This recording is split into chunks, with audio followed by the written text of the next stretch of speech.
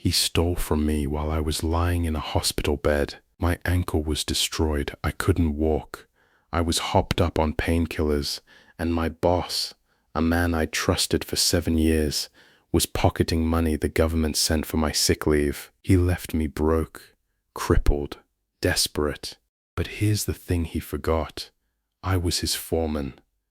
I had the paperwork, every receipt, every dirty number, every secret he ever tried to hide, and when I could finally drag myself out of that hospital, I buried him. Let me take you back to where this all started. I'm a trained computer tech who graduated right into the 2008 financial crisis. All those companies that came to our school promising scholarships and careers, gone. Every last one of them. I spent my 20s bouncing between dead-end jobs, saving up just enough money to survive the next layoff. It was a cycle that chewed up a decade of my life. So in my late 20s, I snapped. I decided to follow in my late father's footsteps and become a welder. And right when I made that decision, a state-sponsored program appeared that let me train for free. Sometimes the universe throws you a bone days after finishing the welding course. And I mean days, not months like before. I got a job offer. Field welding. Traveling all over Europe. The man who hired me, I'll call him Rat Boss. He ran a small crew, half a dozen guys, and he told me he'd teach me real welding. None of that schoolyard stuff. And you know what? The first 6 years were incredible. Hard work, dawn to dusk, 7 days a week, sometimes gone from home for over a month. But the travels, the adventure, the brotherhood, we started as strangers and became like family. And Rat Boss back then, he was the kind of boss that puts every other boss to shame. I remember this one time. Rat Boss had an emergency expense that completely drained his bank account 2 weeks before a client payment was due. You know what he did? He took out a loan, a high-interest loan, just so he could pay us our wages on time. He went into debt rather than ask us to wait a couple of weeks. That's the man I trusted. That's the man I would have followed anywhere. But people change. Money does something to people. And by year 7, everything fell apart. By year 7, the core crew had all gone home to their families. Rat Boss set me up as foreman while he stayed back. He started sending me whatever workers he could find.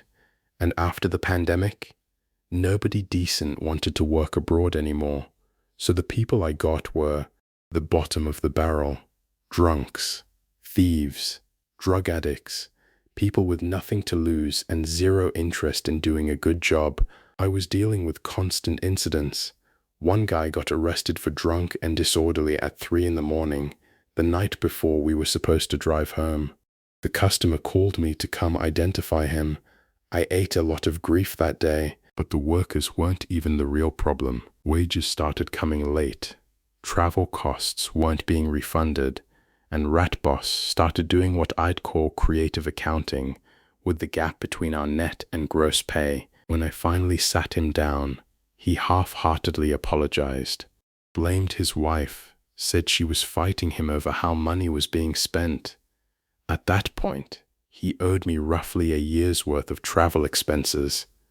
When you're driving at least 2,000 miles a month across Europe, that is a massive amount of money. He begged me to wait. Said his wife was blocking any major payments.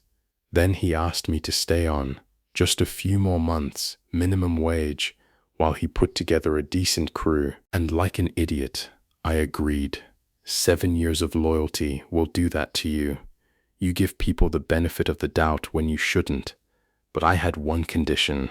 I needed half the money he owed me by the end of September, because I had work scheduled on my house, and craftsmen in my country are so hard to book, you have to put down a deposit just to prove you're serious. He looked me in the eye and said that wouldn't be a problem. But when we parted ways that day, he gave me the fakest smile I have ever seen in my life. I stared him down, and that fake smile vanished instantly. I knew, deep down I already knew. That weekend, Rat Boss sends me a message. Says he's got a crew lined up, and he's going abroad to meet a potential customer. Alarm bells. Immediate alarm bells. He's running. He's going to be conveniently out of the country on the exact day he's supposed to pay me. I decided right then, if that money doesn't come on the due date, my resignation letter will be waiting for him when he gets back. Filed on the exact day he was supposed to pay, but then fate intervened in the worst possible way. About a week before the payment was due, I slipped on a ramp at work. I didn't just twist my ankle, I destroyed it. Emergency surgery, 2 weeks in the hospital, 6 months before I could put proper weight on that foot. And the money he promised never came. Not the travel expenses, not even my regular wages that month. Nothing. It gets worse. While I was in the hospital, drugged up on painkillers, my mother, who had emergency access to my accounts, paid the craftsman from my savings instead of canceling the housework. So now I'm lying in a hospital bed with a destroyed ankle, nearly zero in my bank account, and a boss who has completely ghosted me. Then the real gut punch. In my country, for work injuries with recovery over a month, the government pays your sick leave. They send it to your employer, and your employer forwards it to you. He kept it, every single cent. Pocketed government money that was meant for me while I couldn't even walk. I ran out of money. Banks started calling me weekly about an outstanding debt. I had to cash in an investment that would have given me modest passive income for the rest of my life, just to pay off that debt and survive while I recovered. He didn't just steal my money, he stole my future. And lying in that bed, unable to walk, unable to work, watching everything I'd built crumble because of one man's betrayal, that's when I decided. No more patience, no more loyalty, no more benefit of the doubt. He was going to burn for this. Here's the thing about being someone's foreman for years. You handle the paperwork, every purchase order, every invoice, every creative number, every dirty little secret buried in the accounting. I had it all. Copies of everything. And I knew exactly which government agencies would be very, very interested in what those numbers revealed. As soon as I could move, and I'm not talking about walking, I'm talking about dragging my recovering foot behind me, loaded up on hardcore painkillers, I went out. I visited every single government agency that had a shot at getting to him. The tax authority, the labor inspectorate, every one of them, and I handed over everything. The biggest hit came at the labor inspectorate. I sat there as the caseworker flipped through my evidence, and I watched her eyes go wide. She started mumbling to herself. She said, "My God, he broke half the labor laws in our country.